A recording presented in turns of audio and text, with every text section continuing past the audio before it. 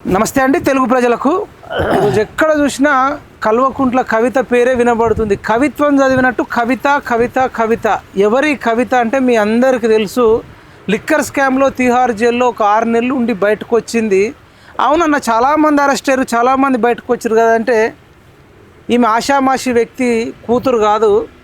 కల్వకుంట్ల చంద్రశేఖరరావు తెలంగాణ మొదటి ముఖ్యమంత్రి, TRS party అధ్యక్షుడిగా ఉండి దాన్ని టీఆర్ఎస్ను ఖతం చేసి దానికి బీఆర్ఎస్ చేసి బీఆర్ఎస్కు అధ్యక్షుడై జాతిపిత అని చెప్పి పాటలు రాపించుకుంటూ కటౌట్లు కొట్టించుకుంటూ ఫ్లెక్సీలు చేయించుకుంటూ సభలు పెట్టుకుంటూ చేస్తున్నటువంటి వాళ్ళ కూతురు కాబట్టి ఇంత చర్చ జరుగుతుంది. దీనిపైన మాట్లాడడానికి మరి టీఆర్ఎస్ పార్టీ ఉద్యమం టైంలో ఉవ్వెత్తున ఎగిసిపడడానికి ఎస్పెషల్గా బంజారా తండలలో వాళ్ళ భాషలో తెలంగాణ ఉద్యమం యొక్క ప్రాముఖ్యత చెప్తూ ప్రాధాన్యత చెప్తూ తెలంగాణ రావడానికి తన సొంత భూమినే అమ్ముకున్న వ్యక్తి. ఇప్పుడు ఆ భూమి 100 కోట్ల రూపాయల విలువైన భూమి. అట్లాంటి అన్నను అవమానించి బయటకు పంపిర్రు. తర్వాత కేసీఆర్ను ఓడించాలని చెప్పి కంకణం కట్టుకొని ప్రతి గ్రామము మండలాలు జిల్లాలు తిరుగుతూ బంజారా వాళ్ళకు చెప్తూ ఎడ్యుకేట్ చేస్తూ మన ఛానల్లో కూడా అనేక సార్లు మాట్లాడినటువంటి బంజారా గాంధీ ఇలా బంజారాలు రిజర్వేషన్ పొందుతురు తెలంగాణలో. అంటే ఒకప్పుడు బీసీగా ఉండే వాళ్ళని ఎస్టీలో జాయిన్ చేయడానికి మరి అన్న నేను చచ్చిపోయినా సరే నేను ఉరేసుకొని చచ్చిపోతా అని చెప్పి ఇందిరాగాంధీకి వార్నింగ్ ఇచ్చి ఇందిరాగాంధీ చేత మరి ఎస్టీలలో కలిపేటట్టు చేసి ఇలా బంజారాలు అనేక మంది ఐఏఎస్లు ఐపీఎస్లు group 1 group 2 MRO SI police constable teacher అసలు అన్ని జాబులు అనుభవిస్తున్నా, ఎంబీబీఎస్ సీట్లు ఇంజనీరింగ్ సీట్లు అనుభవిస్తున్నా, లేదంటే ఉపాధి ఎస్టీ లోన్లు తీసుకున్న వీళ్ళందరూ ప్రతి ఒక్కళ్ళు అన్న ఫోటో పెట్టుకోవాల్సిన వ్యక్తి పేరులో కూడా ఉంది. నాయక్ లీడర్ రవీంద్ర నాయక్ అన్న పేరు. అన్న మనతో పాటు ఉస్మాన్ యూనివర్సిటీ ఆర్ట్స్ కాలేజ్ దగ్గర ఉన్నాడు. అన్నతో మాట్లాడదాం. ఈ కవిత గురించి కేసీఆర్ గురించి అన్నకు తెలిసినంత చాలామందికి తెలియకపోవచ్చు. అన్న నమస్తే. నమస్కారం. అన్న చెప్పండి, మీకు కేసీఆర్ ఫ్యామిలీతో చాలా అనుబంధం ఉంది. ముందట మీకు కంగ్రాచులేషన్. మీరు జీవితంలో పట్టిందల్లా అయింది. మీరు అంటే కొంత లేట్ కావచ్చు, బంజారా రిజర్వేషన్ కావాలనుకున్నారు. మీకు ఎంబీబీఎస్ సీట్ రాకపోయినా చాలామందికి ఎంబీబీఎస్ సీట్ వచ్చేటట్టు మీరు బీసీలో ఉన్నదాన్ని మీరు గ్రహించి దీన్ని ఎస్టీలో జాయిన్ చేయాలి, నా వల్ల నష్టపోయినట్టు గిరిజనులు బంజారా వాళ్ళు నష్టపోద్దని అసలు బీసీ మన లంబాడీలను ఎస్టీలలో కలపడం అనేది పెద్ద సక్సెస్ జీవితంలో. దాని తర్వాత తెలంగాణ రావాలన్న రథ వచ్చింది. కేసీఆర్ పోవాలన్నారు, ఈడిపోయాడు. అసలు ఇక మీరు పరిపూర్ణంగా అనిపిస్తుందా? ఎట్లా అనిపిస్తుంది? ఈరోజు చాలా హ్యాపీగా ఉంది. ఎందుకంటే నేనేదో అప్పుడు కేసీఆర్ను శపించిన శాపం వల్ల భవిష్యన ఏదో అయిపోతుంది, ఆయనకి శాపం తగులుతుంది అనుకున్నా కానీ శాపం తలిగిందో తెలియదు. అతను ముఖ్యమంత్రి అయిపోయినాడు తెచ్చుకున్న తెలంగాణకి. అయితే తెలంగాణ రాకముందే మీరు చెప్పినట్టుగా నాకు చరిత్ర, తెలంగాణకు ఎటువంటి బిల్లు పార్లమెంట్లో పెట్టి పాస్ చేయించినామో అటువంటి సేమ్ బిల్లు ఒక 10% జనాభా కలిగినటువంటి సామాజిక వర్గాలను ఎస్టీలుగా చేయించడానికి 76లోనే నేను సాధించిన చరిత్ర నాకుంది. అప్పుడు కేసీఆర్ వచ్చిండ మీతో? అప్పుడు ఎవరు కేసీఆర్ కానీ ఎవరు ఆ టైంలో మన వాళ్ళు కేసీఆర్ ఫోటో పెట్టుకుంటారు, కొందరు మీ ఫోటో పెట్టుకోకుండా. సరే, మా వాళ్ళకంటే కొంత తెలియక వాళ్ళు ఆ విధంగా ఉన్నారు. ఎందుకంటే మన వాళ్ళు ఇప్పుడు ఉదాహరణకి జాటోత్ ఠాణు నాయక్ భూ పోరాటంలో హీ వాజ్ హీరో. అయితే అతని పేరు ఎక్కడ లేదు ఇప్పుడు. ఆయన షేక్ బందగి, మన దొడ్డి కొమరయ్య, కొమరం భీము, చాకలి ఐలమ్మ సమకాలికుడు ఆయన. అటువంటి వ్యక్తి ఆయన్ని ఎక్కడ లేడు ఆయన. అదేవిధంగా ఫూలీబాయి, జాటోత్ ఫూలీబాయి, ఆమె అప్పుడు రజాకారులు మన ఆడవాళ్ళని చేర్చేసి వాళ్ళ స్థలాలు కోస్తుంటే ఫూలీబాయి విజృంభించి కొడవలు పట్టుకొని వాళ్ళ అంగాలు కోసింది. ఆమె పేరు కూడా ఎక్కడ లేదు. సో అదేవిధంగా నేను ఆ రోజుల్లో లంబాడీలకు చేసింది, ఎరుకల వాళ్ళకి చేసింది, బంజారాలకు చేసింది, ఇక్కడే కాదు దేశంలో కూడా చేసిన. అటువంటిది నాకు చరిత్ర ఉంది. కానీ నా చరిత్రను నేను తెలంగాణ ఫైట్లో ఉన్నప్పుడు ఎంపీగా పార్లమెంట్లో మాట్లాడుతున్నప్పుడు ఈ కేసీఆర్ అనేవాడు నా చరిత్రను చెరిపేసినాడు. మీరు అట్లనే ఉంటే బాగుండేది. అయితే అతని చరిత్రను చెరిపేయడమే కాకుండా నన్ను ఆర్థికంగా తర్వాత మానసికంగా కూడా నన్ను చాలా ఇబ్బంది పెట్టినాడు. మా తల్లిదండ్రుల ఆశీర్వాదం అనుకోండి, ఈరోజు కూడా మా తల్లిదండ్రులు 100 సంవత్సరాలు పూర్తి చేసుకోబోతున్నారు. వాళ్ళ ఆశీర్వాదంతో నేను ఉన్నా. లేకుంటే నేను ఎప్పుడూ ఎగిరిపోవాలా. వీళ్ళు పెట్టిన టార్చర్ ఈ కేసీఆర్ చేసినటువంటి తతంగానికి రెండు చేసినట్టు. సో ఈ కేసీఆర్కి ఇప్పుడు నేను అడుగుతున్నారా, కేసీఆర్ ఇప్పుడు ఎట్లేంద్ర పోయి నీకు మంచిగుందా అని నేను అడుగుతున్నా.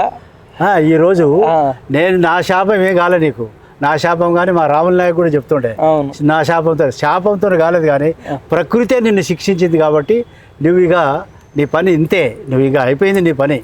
ఇప్పుడు నువ్వు అయిపోయే సమయానికి ఇంకా తోక ఆడిస్తున్నావు, నీకు ఇప్పుడు ఏం లేదు. తోక అంటే ఇప్పుడు నీ కూతురుని పెట్టినావు, ఇప్పుడు కూతురు ఆమె సొంతగా చేస్తా.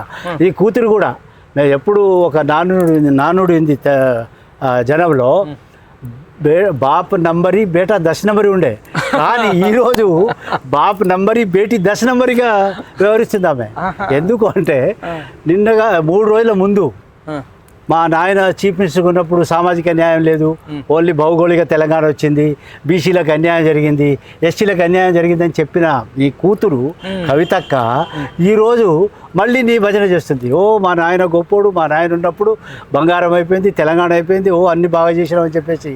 అంటే ఈ విధంగా కేసీఆర్ కన్నా 10 రెట్లు ఏ అబద్ధాలు ఆడేటువంటి ఈ యొక్క కుటుంబం, కేసీఆర్ కుటుంబం అనేది. ఇప్పుడు కేసీఆర్ని జాతిపిత అంటుంది, కేసీఆర్ జాతిపితనా? ఆ నిజమైన జాతిపిత ఎవరైతే ఉన్నారో అతను ఆయన ఆత్మ కూడా ఉంటే ఘోషిస్తుంది, మా అమరవీరుల ఆత్మ ఘోషిస్తుంది. మేమంతా నీ తండ్రి కేసీఆర్ ఒక్క నిమిషం కూడా పార్లమెంట్లో మాట్లాడలే తెలంగాణ గురించి. వేరే నేను రవీంద్ర నాయక్గా నేను మాట్లాడినా తెలంగాణ ఎందుకు, తెలంగాణ ఆవశ్యకత ఎందుకు, తెలంగాణలో ఏం జరుగుతుంది అనేది ఎక్స్పోజ్ మేము చేసినాం. చేసి అందరికన్నా ముందు లేట్ అవుతుంది తెలంగాణ రాజీనామా చేసినటువంటి వ్యక్తిగా ఉంటే నన్ను చూసి ఓరవలేక కేసీఆర్ కండ్ల మంటతో, వీడి కండ్ల మంట బాగా కేసీఆర్కి, ఒక దురహంకారు ఓరలేడు, బట్టలు మంచిగా వేసుకున్నా ఓరలేడు, అతని ముందు యాక్టివ్గా ఉన్నా ఓరలేడు. ఎవరైనా నేనే కాకుండా ఇంకా ఎవరైనా కూడా అటువంటి వాళ్ళని చాలా శత్రువులు సర్వనాశనం చేసినందుకు ఈరోజు బిడ్డ ఈరోజు కృంగి కృషించిపోతున్నాడు, అతని సుఖంగా లేడు. వేరాజ్ వీఆర్ వెరీ మచ్ హ్యాపీ, ఇప్పుడు చాలా సంతోషంగా. 300 ఎకరాల ఫామ్ హౌస్ ఉంది. 300 కాదు 100 ఎకరాలు, అది 301 అవపడమే, కానీ 30-40 వేల ఎకరాలని కాజేసినటువంటి దొంగలు. అంత ఉంది కాబట్టి ఆయన సంతోషంగా ఉంటాడు. ఇంకేం సంతోషం ఉంటుందండి, ఆయన అమ్ముకున్నారు, ఆయన లెక్క 300 ఎకరాలు అమ్ముకున్నా మేము హ్యాపీగా ఉన్నాము. ఈరోజు పవర్ లేకుండా అతను బతకలేడు. నిజంగా అంత పిచ్చా? పవరు పైసా, ఈరోజు పరపతి, ఇవన్నీ కావాలనుకునేవాడు పవర్ పోయేసరికి నీళ్లు లేని చేపల మాదిరిగా కొట్టుమిట్టాడుతూ ఈరోజు తన ఇంట్లోనే ప్రకృతి తన ఇంట్లోనే కుంపటి పెట్టింది. ఎస్, ఇది తప్పకుండా ప్రకృతిని నేను నమ్ముతా, నేను దేవుడిని నమ్మలేదు. ఆ రోజుల్లో అన్న మనసులో ఉండి నన్ను పార్టీ నుంచి తీసేసిండు కదా, నాకు మోసం చేసిండు కదా అని నా ఆత్మ ఘోషించింది, నా హృదయం రోధించింది, నా అణువును రోధించి నిజంగా నేను ఎక్కడ పోవాలా, నేను ఇంత కష్టపడి ఇతను కేసీఆర్ అనేవాడు ఎమ్మెల్యే కాకముందు, మంత్రి కాకముందు నేను ఎమ్మెల్యే మంత్రి, నేను 83లో రెండోసారి ఎమ్మెల్యేగా పోటీ చేసినప్పుడు ఈ కేసీఆర్ అనేవాడు ఓడిపోయినాడు ఎమ్మెల్యేగా. అది చరిత్ర. నేను రాజశేఖర రెడ్డి గారు, చంద్రబాబు గారు మేమంతా సమకాలికులం. అటువంటి చరిత్ర నాకుండే. నేను అదేవిధంగా ఉంటే నేను ముఖ్యమంత్రి అయ్యేటువంటి స్టేచర్ నాది. నేను well educated, well known person, నాకు దేశం అంతా తెలుసు. ఎందుకంటే నా యొక్క మెంటర్ విపి నాయక్, ఎక్కడ మహారాష్ట్రలో 3 సార్లు ఏకధాటిగా ముఖ్యమంత్రి ఉన్నటువంటి యొక్క విపి నాయక్ మా బంజారా సమాజానికి ఆయన నాకు మెంటర్. సో ఆయన వెంబడి ఆయన ఫాలో అయినటువంటి వ్యక్తిని నన్ను ఈ దుర్మార్గుడు నాశనం చేసేసినాడు. ఈ రోజు వరకు నేను అనుభవించాల్సింది. అతనేమో ఆస్తులు కూడా కొట్టుకున్నాడు, డబ్బులు సంపాదించుకున్నారు, ఆ ఫామ్ హౌజులు కట్టుకున్నారు, తెలంగాణను తెరలు చేసేసినారు, తెలంగాణని అప్పుల పాలు చేసినారు. ఈరోజు ఇప్పుడు నడిచేటువంటి ప్రజాపాలన ఏదైతే ఉందో, ఈ ప్రజాపాలన చేసేటువంటి కార్యక్రమాలని ప్రజలలో వెళ్లకుండా ప్రజలలో రాంగ్ తీసుకెళ్ళడానికి, దాన్ని డైవర్ట్ చేయడానికి ఈ నాటకం తతంగం స్టార్ట్ చేసినాం. సో ఏన్ని చేసినా కూడా కేసీఆర్ ఇక ముందు మనలేడు. తన కూతురు ఎన్ని గిమ్మిక్కులు వేసినా, అబ్బా నువ్వు బీసీల గురించి ఎప్పుడు మాట్లాడినావు? ఫస్ట్ మహిళలకు మరి మంత్రివర్గంలో స్థానం, అప్పుడు ఎందుకు మాట్లాడలేదు? శ్రీకాంతాచారి వల్లనే రెండోసారి మన మూమెంట్ మరి అందుకొని మనం తెలంగాణ సాధించుకున్నాం. శ్రీకాంతాచారి తల్లికి నువ్వు ఓడిపోగానే నువ్వు ఎమ్మెల్సీ తీసుకున్నావు. ఆ రోజు నీ ఎమ్మెల్సీ ఆమెకి ఇచ్చి ఉంటే బాగుండేది కదా, అప్పుడు పేరు వచ్చేది నీకు. నువ్వు అవి అప్పుడు ఏమి చేయలే. తర్వాత అదేవిధంగా ఎల్బీ నగర్లో ఒక లేడీ, లంబాల లేడీ, ఆమెను 3rd డిగ్రీ ప్రయోగించి రేప్ చేసి తన దగ్గర ఉన్న డబ్బులు లాక్కున్నారు పోలీసు వాళ్ళు. ఆ రోజు మాట్లాడలేదు. షిరి అనే అమ్మాయి 6 years అమ్మాయి రేప్ చేసి చంపించినారు సంగిరణి కాలంలో, అప్పుడు నువ్వు మాట్లాడలేదు. అదేవిధంగా ట్రైబల్ లేడీస్ 35-40 మంది వాళ్ళ చీరలు ఇప్పి చెట్టు కట్టేసినప్పుడు ఆ రోజు మాట్లాడలేదు. అదే రకంగా మన ఖమ్మంలో మిర్చి రైతులు లంబడోళ్ళు ట్రైబల్స్, ఆ మిర్చి రైతులకు బేడీలు వేసి పోలీస్ స్టేషన్లో జైల్లో పంపించినటువంటి చరిత్ర మీది. అప్పుడేమో మాట్లాడక ఈరోజు మాట్లాడుతున్నాం అంటే దయ్యాలు వేదాలు వల్లించినట్టు ఉంది. ఒకవైపు కేసీఆర్ మంచోడు అంటుంది, మళ్ళీ ఎస్సీ ఎస్టీ బీసీలకు అన్యాయం జరిగింది అంటుంది. ఎట్లా కూడా వచ్చింది? అప్పుడు ఆమె అన్యాయం జరుగుతున్నప్పుడు మాట్లాడలే, అన్యాయం జరిగినప్పుడేమో మండుస్త ఇది కూపస్త మండుకం లేక డబ్బులు జమ చేసుకుంటూ ఆస్తులు కొలగొట్టింది. ఆ రోజు అవ్వలే. ఈరోజు మరి ఏదో సామాజిక న్యాయం లేదు, తన తండ్రి మీదనే జెండా ఎక్కి మరి ఈరోజు ధ్వజం ఎత్తింది. మరి 3 రోజుల ముందు నువ్వు ధ్వజం ఎత్తినావు, మళ్ళీ ఈ రోజు ఎట్లా మంచిగా అయిపోయినాడు ఏమంటుంది మళ్ళీ ఇప్పుడేమో మా తండ్రి ఉన్నప్పుడే అంత బాగా జరిగింది, కాళేశ్వరం బాగా ఈగ వాళ్ళని అని అంటుంది కదా, తండ్రి మీద ఈగ వాళ్ళని తండ్రి మీద ఈగ వాళ్ళనియకు, ఈగ వాళ్తే అంతే సంగతులు. కాబట్టి ఆయన జాతి పీత కాదమ్మా, ఆయన ఖాతా పీత, ఖాతా పీత, నో జాతి పీత. కేటీఆర్ కు కవితకి పీత, మీ ఇద్దరికి పీత, మీ ఇద్దరికి పీత और ఓన్లీ ఖాతా और షరాబ్ పీత, అది కేసీఆర్. సో ఈ కేసీఆర్ నువ్వు ఏమి కాపాడలేవు. కేసీఆర్ అంత దుర్మార్గుడు. నన్ను నేను ఎంత యాక్టివ్గా నా యొక్క నా మొత్తము నా ఎక్స్పీరియన్స్ ఖతం చేసేసి నన్ను అంటే ఏ సంవత్సరంలో మీకు అయినా గొడవ అయింది? ఏ సంవత్సరంలో గొడవ ఏమీ లేదు. నేను పార్లమెంట్లో మాట్లాడడం తప్పైంది. నేను ఈయన తెలుగుదేశంతో అలయన్స్ పెట్టుకున్నప్పుడు 2009లో ఆ రోజు మహిళలకు సీట్ ఇవ్వలే, గిరిజనులకు సీట్ ఇవ్వలే. అది నేను అడిగిన, నువ్వు సామాజిక న్యాయం అంటున్నావు, సమన్యాయం అంటున్నావు, మరి మహిళలకు ఎందుకు సీట్ ఇవ్వలే? ఒక్క సీట్ ఇవ్వలే, ట్రైబల్కి ఇవ్వలే. లాస్ట్ కొట్లాడంగా మన చందులాల్ ఓడిపోయే సీట్ ఇచ్చిన అతను ఓడిపోయినాడు. 2 పార్లమెంట్ సీట్లు ఉంటే చంద్రబాబు నాయుడు గారు చెప్పినారు, అరే నీ దగ్గర రవీంద్ర నాయక్ ఉన్నాడు కదా, ఆయనకు ఆదిలాబాద్ ఇవ్వు అని చెప్పేసి అంటే నా సీటును తాకట్టు పెట్టి ఆ సీటు చంద్రబాబుకి ఇచ్చి మరి ఇక్కడ ఏది మన జహీరాబాద్ పార్లమెంట్ సీట్ను అమ్ముకున్నాడు 5 కోట్లకి. 5 కోట్లకు అమ్ముకున్నాడు నన్ను కట్ చేసి. ఎందుకంటే తను ఎస్టీ సీట్లు తీసుకుంటే నాకు ఇవ్వాల్సి వస్తుందని, నన్ను కట్ చేయాలని, నన్ను నాశనం పట్టించాలని చెప్పి పొలిటికల్ దెబ్బ కొట్టాలని ఇచ్చేసి జనరల్ సీట్ తీసుకొని అది అమ్ముకున్నాడు. ఆ డబ్బులు నేను ఇవ్వను. అందులో నన్ను చూసి వాడికి ఈర్ష. నేను చాలా యాక్టివ్, వానికన్నా యాక్టివ్ నేను. నాకు అడిగేది ఏం నాయక్ సాబ్ నీ ఏజ్ ఎంత అని అడిగేవాడు. అరే ఏజ్ ఎంత ఉంటే ఏముందాయా. మళ్ళీ అదేవిధంగా ఏమంటాడు, నువ్వు ఒకసారి మేము ఎంపీలో భోజనాలు పెట్టినప్పుడు ఒకరోజు నా వంతు వచ్చింది. ఆ రోజు భోజనం చేసుకుంటూ అన్నాడు, ఏమన్నాడు, నాయక్ సాబ్ నువ్వు 20 ఏళ్ళు ఎంపీ నువ్వే అన్నాడు, వరంగల్కి అని అన్నాడు. అయితే నేను అప్పుడే ఆలోచించిన, అమ్మ వీడేదో పొగబెడుతున్నాడు నాకు, నేను ఎట్లయితే ఎంపీ 20 ఏళ్ళు, ఇదేమో రిజర్వ్డ్ అయింది ఎస్సీకి. నెక్స్ట్ టర్మ్ నేనున్న టర్మ్ జర్నల్, నెక్స్ట్ టర్మ్ అది ఎస్సీకి అయింది. మరి నేను 20 ఏళ్ళు ఎట్లా అని నాకు డౌట్ వచ్చి నేనేం మాట్లాడలేదు. భోజనం చేస్తుంటే సొలవి తినుకుంటా బోటి తినుకుంటా నాకు ఈ విధంగా మోసం చేసిందంటే ఎటువంటి దుర్మార్గుడు అంటే ఇతని గురించి నిజంగా చెప్తే నా నోరు ఖరాబ్ అవుతుందని. చెప్పకపోతే మరి ఇప్పుడు వి ప్రకాష్ లాంటి వాళ్ళు, దేశపతి శ్రీనివాస్ లాంటి వాళ్ళు, గోరెట్టి వెంకన్నోళ్ళు, వీడు అపర భగీరథుడని, కాళేశ్వరుడని, లేదంటే భూమి మీదికి నీళ్ళు తెచ్చిండని. వి ప్రకాష్ అనే అతను ఏం చెప్పాలా చెప్తే మనవాళ్ళని మనం చెప్పుకోకూడదు. అతను మాట్లాడుతుంటే అలర్జీ అవుతుంటది. మీరు వింటున్నారా? నేను వింటున్నా. ఏం మాట్లాడతాడు అతను? వ్యక్తి మళ్ళీ అంటాడు నేను టీఆర్ఎస్ కాదు బీఆర్ఎస్ కాదు అంటాడు. అవును, ఇది అనుకుంటేనే మళ్ళీ కాళేశ్వరం బ్రహ్మాండం అంటాడు. కాళేశ్వరం ఎట్లా బ్రహ్మాండమయ్యా, ముందే ఉంది కదా మన ముందు. కాళేశ్వరం బ్రహ్మాండమా ఇంకోటి బ్రహ్మాండం తర్వాత కేసీఆర్ వ్యక్తిత్వం కూడా మంచిది అంటుండు. అతను ఎవరికి అన్యాయం చేయాలి సూపర్ డూపర్ అంటుండు. మీరేమో మమ్మల్ని అవమానించడానికి మీరు అంటారు. సరైన కార్యక్రమాలు అయిన కథలు తర్వాత చూద్దాం. ఇప్పుడు వి ప్రకాష్ అనేటి అన్నకు చరిత్ర అంతా తెలుసు కదా. తెలుసు. మరి ఒక్కనాడన్నా అతను రవీంద్ర నాయక్ అన్నకు అన్యాయం జరిగిందని చెప్పిండు. ఇంటెలెక్చువల్ అనుకున్నావు, మంచోడు అనుకున్నావు, కానీ అతను కూడా ఎప్పుడైనా ఏ రోజు అతను మాట్లాడు, అతను ఒక తరీకా, అతను ఎందుకు ఆ విధంగా చేస్తున్నాడో అతను మాట్లాడిన దాన్ని బట్టి చూస్తే ఈ యొక్క అమరవీరుల ఆత్మ ఘోషిస్తుంది. వి ప్రకాష్ మళ్ళీ కేసీఆర్ గ్రేట్ అంటాడు, నేను ఆ పార్టీ కావాలంటాడు, నేను ఆ పార్టీ కాదంటాడు. ఆయనదేమో తెలియదు, అది ఇక అతనికే తెలియాలా. అతను మాట్లాడితే ఈ యొక్క అమరవీరుల ఆత్మలు ఘోషిస్తాయి. వి ప్రకాష్ అన్నకు కూడా తెలియాలి ఈ ఛానల్ ద్వారా, పిఎంఆర్ టీవీ ద్వారా.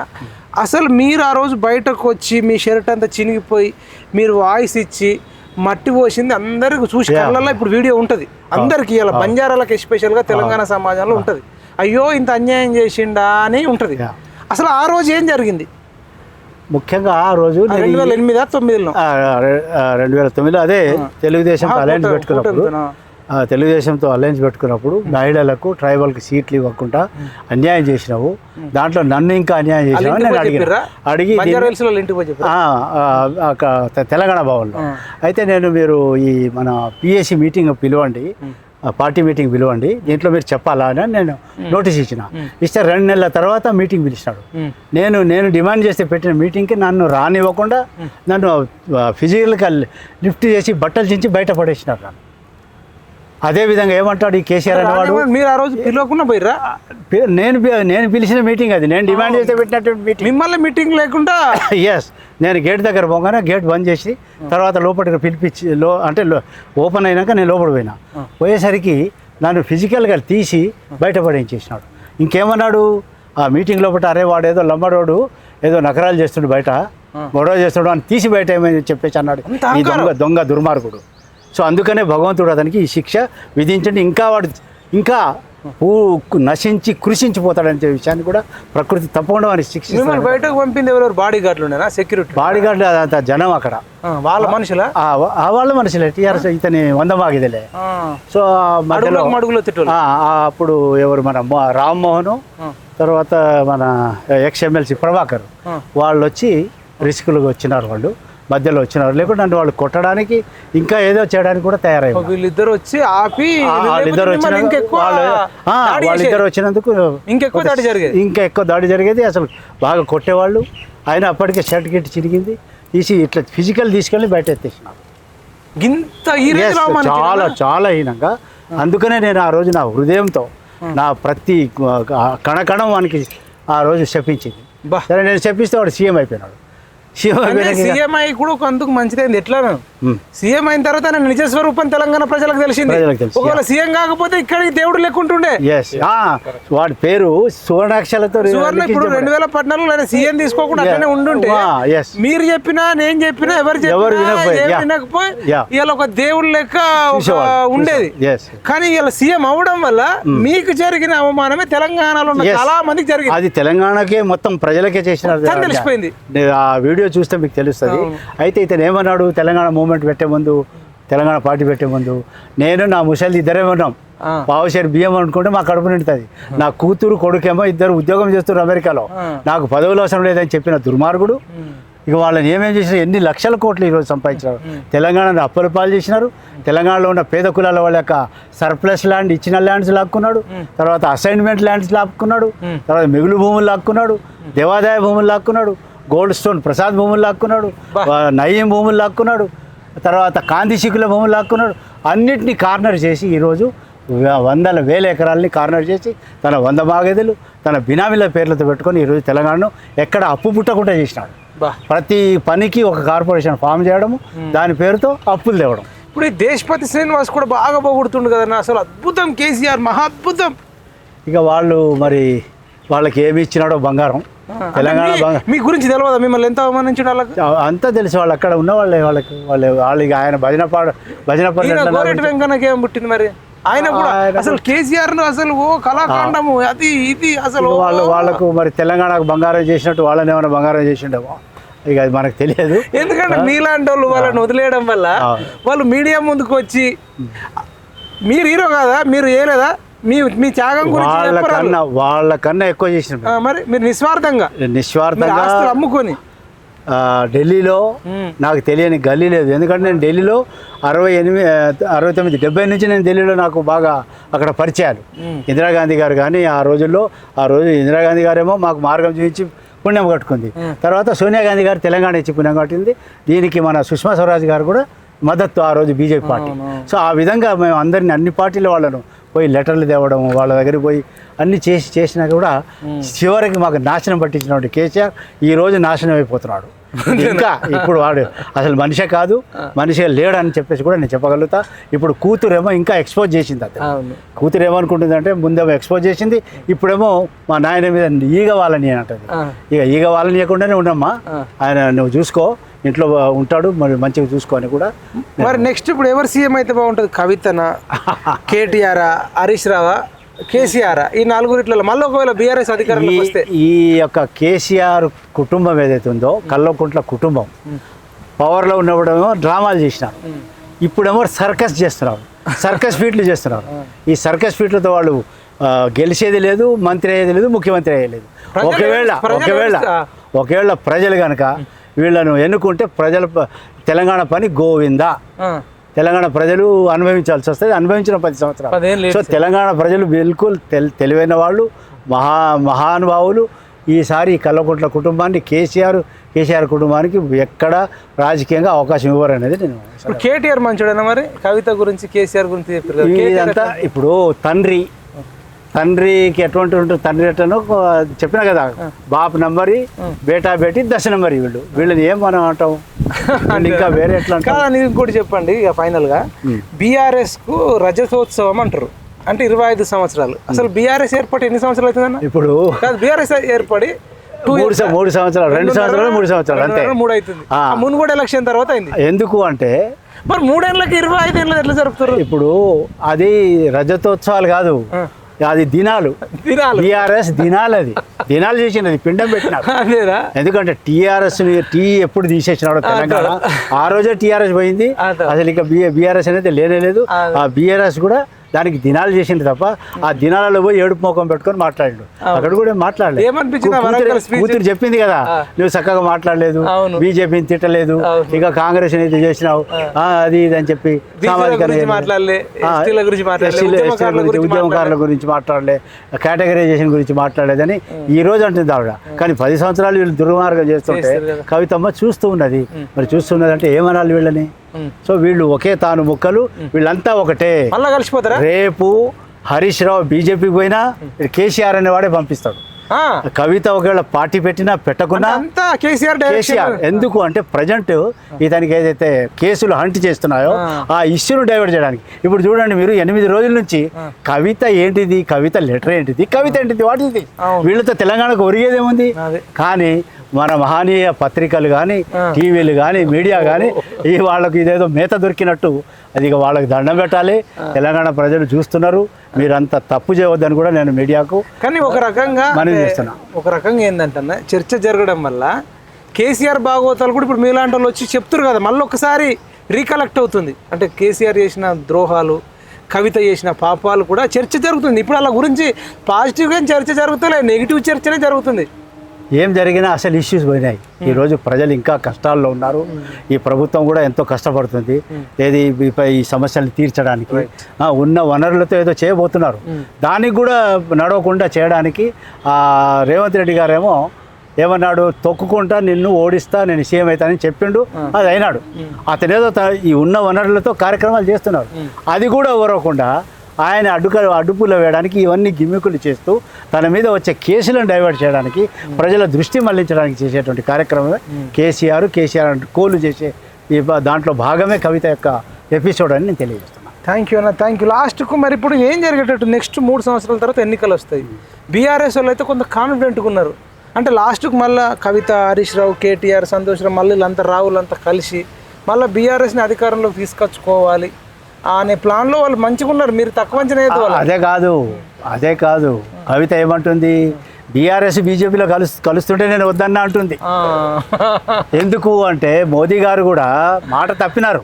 మోడీ గారిని కూడా రిక్వెస్ట్ చేస్తా, మోదీ గారు ఆప్ క్యా బోలే, మీరేమన్నారు, Telangana has become ATM to KCR and KCR family అన్నారు. మీరు ఉచ్చు బిగిస్తున్నామన్నారు, జైలుకు పంపిస్తున్నామన్నారు. ఎన్నిసార్లు చెప్పారు మోడీ గారు? మోడీ గారు మరి మీ ఉచ్చు ఎక్కడ పోయింది, మీ యొక్క శిక్ష ఎక్కడ పోయింది కేసీఆర్ ఫ్యామిలీ మీద? అంటే మీరంతా ఒకటే కాబట్టి మీరు కవితను అరెస్ట్ చేస్తే ఏమైంది? జైల్లో ఉంది, బయట వచ్చింది, సరే ఇంకా కేసు అయితే ఉంది కదా, అది వేరే విషయం. కానీ మీరు ఏదైతే చెప్పినారో ఈయన మీద ఉచ్చు బిగిస్తున్నామన్నారు, ఏదో మీ ఈడీ ఏదో చేస్తుందన్నారు, కానీ మీరు ఏం చేయలేకపోయినారు. అది ఖాళీగా ఆమెను అరెస్ట్ చేసినంత మాత్రం కేసు పోలే. సో కాబట్టి మోదీ గారిని కూడా రిక్వెస్ట్ చేసిన, నేను అడిగినా కూడా ఇంతకుముందు, దయచేసి మీరు దీని మీద మీరు చెప్పిందే చేయమని చెప్పేసి నేను వారికి రిక్వెస్ట్ చేస్తున్నాను. రైట్. మరి మీ ప్రభుత్వం వచ్చింది, మీరేమైనా యాక్షన్ తీసుకునే ఛాన్స్ ఉంది? Yes, already Ghosh commission notice ఇచ్చింది. తర్వాత ఎలక్ట్రిసిటీ దాని మీద కూడా కమిషన్ వేసినారు, ఎలక్ట్రిసిటీ ఒప్పందాల మీద. అదేవిధంగా కమిషన్ కాకతీయ, మిషన్ భగీరథ వాటి మీద కూడా నడుస్తుంది. అదే రకంగా ఇతర భూముల ల్యాండ్స్ విషయంలో కూడా తప్పకుండా చర్యలు ఉంటాయి. దీన్ని రేవంత్ రెడ్డి గారి ప్రభుత్వం చర్యలు తీసుకుంటుందనే నమ్మకం నాకు ఉంది, చేస్తారు కూడా. రైట్ అన్న. ఫైనల్గా మరి మీరు ఇంత పెద్ద వ్యక్తి, మీకు ఏదైనా పెద్ద పొజిషన్ ఇచ్చి సర్వీస్ చేయమని ఈ ప్రభుత్వం ఏమైనా చెప్తుందా? ఎట్లా నడుస్తుంది? ఒకటి, యాక్చువల్లీ మా లంబాడి వాళ్ళకి మొత్తం దేశంలో మాకు రికగ్నేషన్, గుర్తింపు ఇచ్చి మాకు ఒక మార్గం చూసి కాంగ్రెస్ పార్టీ. అదేవిధంగా తెలంగాణలో ఉన్న లంబాడీలకి ఒక సెక్షన్కి 10% రిజర్వేషన్ లభించే తెలంగాణ ఇచ్చింది సోనియా గాంధీ. సో నేను ఇది చూసి నా జాతి అంతా, సమాజం అంతా కాంగ్రెస్ పార్టీ వైపు వెళ్ళినప్పుడు నేను కాంగ్రెస్ బై బర్త్, నేను కాంగ్రెస్ వాదినే. అయితే మధ్యలో నాకు కొన్ని ప్రాబ్లమ్స్ విత్ ఇన్ ది పార్టీలో ఉండడం వల్ల నేను పార్టీ ఎందుకు మారినా 4 సార్లు నాకు టికెట్ రాలే. ఎందుకు అంటే నా సీటు అలయన్స్లో పోయింది. ఇక్కడ లోకల్ నాయకత్వం వల్ల, ఆ లోకల్ నాయకత్వం అలయన్స్ పోయింది. అలయన్స్ పోవడం వల్ల నాకు 4 సార్లు సీట్ రాలే. అటువంటిప్పుడు నాకు పొరపాటు జరిగింది. దాన్ని రెక్టిఫై చేసుకొని నా ఇంటికి నేను వచ్చిన. అది నా ఇల్లు, నేను పుట్టినటువంటి ఇల్లు. ఇప్పుడు మీకేమన్నా మరి ఇంత పెద్ద వ్యక్తి ఏమి చేసినా చేయకుండా I'm Congress man. Indira Gandhi birth నాకు దీంట్లో పాలిటిక్స్లో, తర్వాత సోనియా గాంధీ గారి గుర్తింపు, ఇక అంతకన్నా ఎక్కువ నాకేమి నేను ఆశించడం లేదు. ఇప్పటికీ నేను 50 ఏళ్ళు నా రాజకీయ జీవితం. నేను ఒక చదువుకున్న వ్యక్తిగా, ఒక నోటెడ్ పర్సన్గా నేను సాటిస్ఫైడ్. మీకోసం కదన్నా, మీకు చేస్తే మీరు మీ సర్వీస్ చేస్తారు కదా, చేస్తే తప్పకుండా ఐఎమ్ రెడీ. ఇప్పుడు మీ అభిమానులు వాళ్ళందరూ ఎక్స్పెక్ట్ చేస్తారు కదా, వస్తే మంచిగా. మా ప్రదేశ్ కాంగ్రెస్ ముందే వద్దంటే ఆయన వాళ్ళు ఇంకా ఖుషి అవుతారు. మా ప్రదేశ్ కాంగ్రెస్ కమిటీ అధ్యక్షులు గౌడ్ గారు, మహేష్ గౌడ్ గారు, అదేవిధంగా సీఎం రేవంత్ రెడ్డి గారు, వారు నాతో చాలా సన్నిహితంగా నన్ను బాగా చూసుకుంటున్నారు. తప్పకుండా వాళ్ళు ఏదో నిర్ణయం తీసుకుంటే దానికి నేను కట్టుబడి ఉంటాను. దీని గురించి నేను ఎప్పుడు రెడీగా ఉంటా. నేను ఇంకా ఈ సమాజం మన తెలంగాణలోనే కాకుండా దేశం మొత్తం తిరిగి, దేశంలో 200 పార్లమెంట్ సీట్లలో లంబాడీలు ఉన్నారు, 1000 అసెంబ్లీ సీట్లలో ఉన్నారు. వాళ్ళని ఆర్గనైజ్ చేయబోతున్నాం. దాని గురించి మా జగన్ నాయక్ వారు వర్కింగ్ అధ్యక్షులుగా కార్యాచరణ టేకప్ చేసినారు. దాన్ని మేము ఉధృతం చేసి ముందుకు నడుస్తాం. రైట్ అన్న. Thank you so much. ఇదండి ఆ బంజారా గాంధీతో సంచలన ఇంటర్వ్యూ. నిజంగా అన్న జీవితం అంతా త్యాగం, పోరాటమే ఉంది. నిజంగా ప్రతి ఒక్కళ్ళు రవీంద్ర నాయక్ అన్నకు అంటే ఏ నిర్ణయాలు తీసుకున్నా అన్న వ్యక్తిగతంగా అయితే చాలా మంచోడు, చాలా త్యాగం చేసిండు. ఒక్కొక్కరు సిద్ధాంతం ఒక్కొక్కలాగా ఉన్నా కానీ చాలా నిజాయితీపరుడు, ఎక్కడ అవినీతి మరకలేదు. ఉన్న ఆస్తులన్నీ అమ్మేసుకున్నాడు ఎవరి కోసం? తెలంగాణ ఉద్యమం కోసం. తర్వాత కేసీఆర్ కూడా అత్యంత అవమానకరంగా బాధ పెట్టినా అసలు అంత మెంటల్ ప్రెషర్ను తట్టుకొని బతకడమే గ్రేటు. మళ్ళీ బతికి వాని అంత చూసేదాకా కూడా నిద్రపోకుండా 10 ఏళ్ళు మళ్ళీ కేసీఆర్ మీద కొట్లాడి అన్న కూడా అత్యంత కీలక పాత్ర వహించి దాదాపు కొన్ని లక్షల ఓట్లు కేసీఆర్కు పడకుండా మొన్న కాంగ్రెస్కు పడేటట్టు కూడా మొత్తానికైతే వ్యతిరేకంగా, కేసీఆర్కు వ్యతిరేకంగా పనిచేసిన వ్యక్తి రవీంద్ర నాయక్ అన్న. రవీంద్ర నాయక్ కూడా రేపు పెద్ద పొజిషన్, అంటే కాంగ్రెస్ పార్టీలో ఏదైనా మంచి పొజిషన్ ఇచ్చి వాళ్ళ జాతికి కానీ తెలంగాణ జాతికి కానీ సేవ చేసేటట్టు ఎవరెవరికో చైర్మన్ పదవులు, లేదంటే ఎవరెవరికో పెద్ద పెద్ద పోస్టులు ఇస్తారు. నిఖార్సైన తెలంగాణ ఉద్యమకారుడు బంజారా గాంధీ అన్న కూడా మంచి పొజిషన్ ఇవ్వాలని ఈ రాష్ట్ర ప్రభుత్వాన్ని మేము రిక్వెస్ట్ చేస్తూ థ్యాంక్ యూ సో మచ్ అన్న. Thank you. జై జవాన్, జై కిసాన్, జై హింద్.